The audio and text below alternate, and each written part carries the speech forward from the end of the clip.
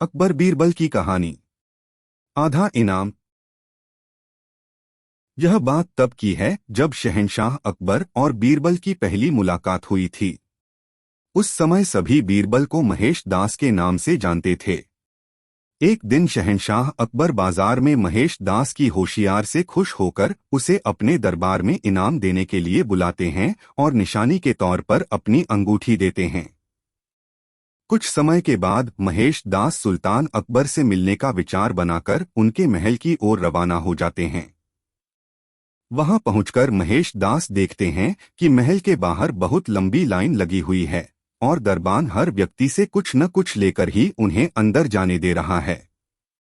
जब महेश दास का नंबर आया तो उसने कहा कि महाराज ने मुझे इनाम देने के लिए बुलाया है और उसने सुल्तान की अंगूठी दिखाई।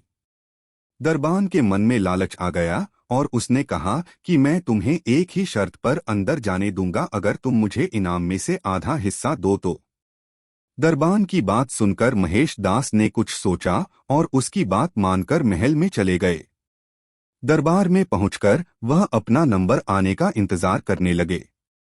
जैसे ही महेश दास की बारी आई और वो सामने आए तो शहंशाह अकबर उन्हें देखते ही पहचान गए और दरबारियों के सामने उनकी बहुत तारीफ की। बादशाह अकबर ने कहा कि बोलो महेश दास, इनाम में क्या चाहिए। तक महेश दास ने कहा कि महाराज, मैं जो कुछ भी मांगूंगा क्या आप मुझे इनाम में देंगे। बादशाह अकबर ने कहा कि बिल्कुल, मांगो, क्या मांगते हो। तब महेश दास ने कहा कि महाराज, मुझे पीठ पर 100 कोड़े मारने का इनाम दें।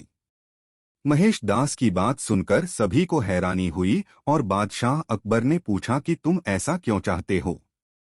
तब महेश दास ने दरबान के साथ हुई पूरी घटना बताई और अंत में कहा कि मैंने वादा किया है कि इनाम का आधा हिस्सा मैं दरबान को दूंगा।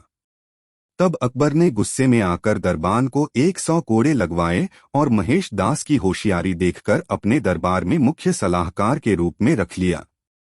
इसके बाद अकबर ने उनका नाम बदलकर महेश दास से बीरबल कर दिया। तब से लेकर आज तक अकबर और बीरबल के कई किस्से मशहूर हुए।